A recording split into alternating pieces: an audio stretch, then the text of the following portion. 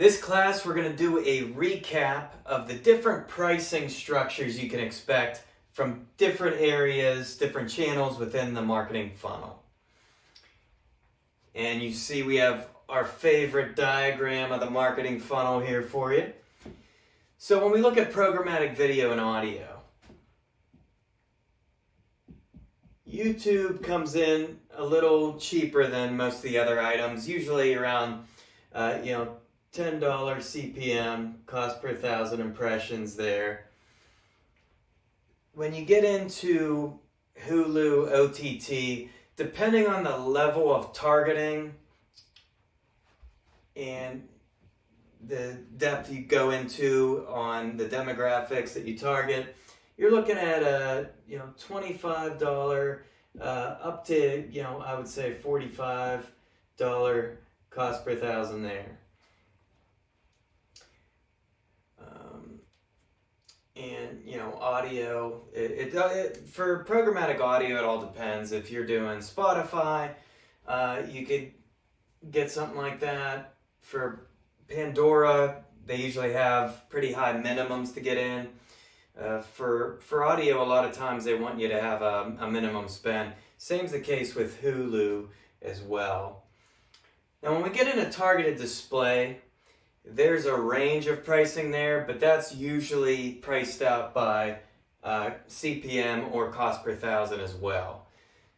And this is also a range with targeted display when you layer in different targeting, different tactics such as geofencing or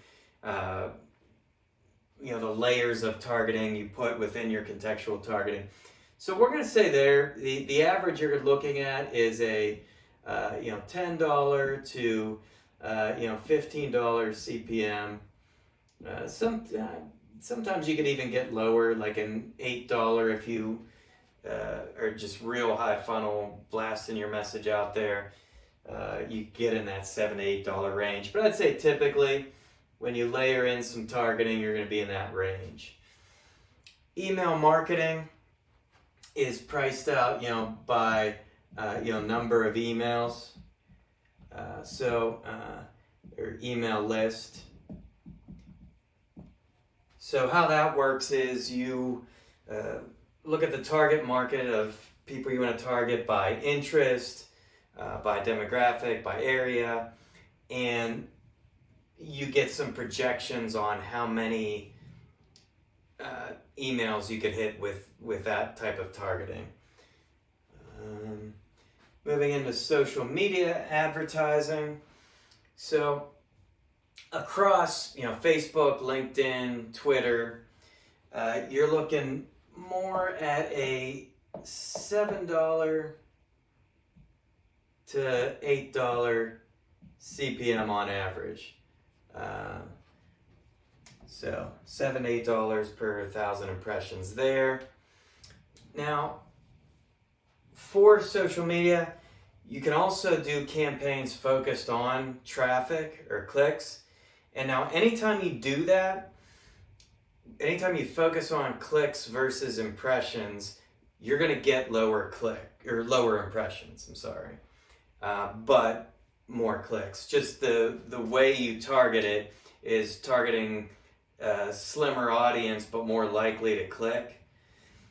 So you can expect to get a higher CPM there, but you're going to get more clicks. So then we move into search engine marketing, also known as paid search, also known as PPC, paid search. For that, as we discussed earlier, you're looking at a cost per click, and that varies by industry.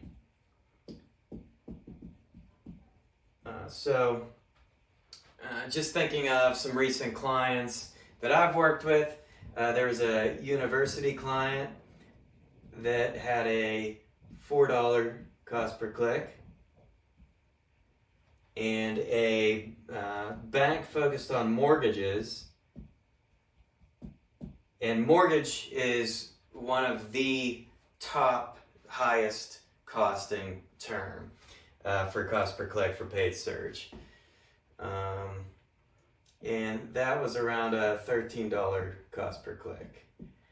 So you see that varies pretty greatly on paid search. If you're in an industry like HVAC, mortgage, some legal industries, and on the web, WordStream has a really good chart on highest cost per click terms that I recommend checking out. But yeah, that fluctuates for paid search. SEO, as we mentioned in the SEO section, very different from all these forms of marketing. That's usually on a project or hourly basis. So if you remember from the SEO presentation, a lot of times we'll do a Gantt chart that shows the projects, months we're going to be doing them, and it breaks it out by that. Sometimes on top of that, you have the estimated hours for each project, and you base the pricing on that on an hourly rate. There's other ways that's priced out as well. In a very large agency I worked for, they basically had FTEs, or portion of somebody's time just dedicated to your account. So if you're a really large company, you would contract with this agency and they would say, okay, you have a SEO manager that's on this account 25% of their time at this hourly rate, so you're going to pay $10,000 a month for that. You have this account with a senior manager on it 25% of their time and a specialist on it 100% of their time. You're going to pay $25,000 a month, and then they just work with you every week, come up with projects, work with you on that. So a few different ways you do it there. So that gives a good overview of some different pricing models for different channels within the digital marketing funnel that you can expect.